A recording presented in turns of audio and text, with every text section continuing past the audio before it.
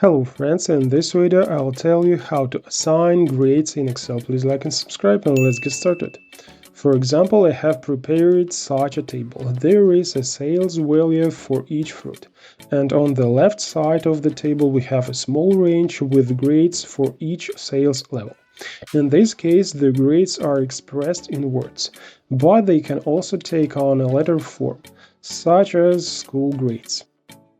Of course, we can manually assign a corresponding grade to each fruit using a range of grades. But if you have a large spreadsheet with students or employees, it's better to use a formula that will do everything for us. To do this, use the lookup function. The first argument is the value of the cell for which we need to find a grade. The second argument is the range in which we will look for a match.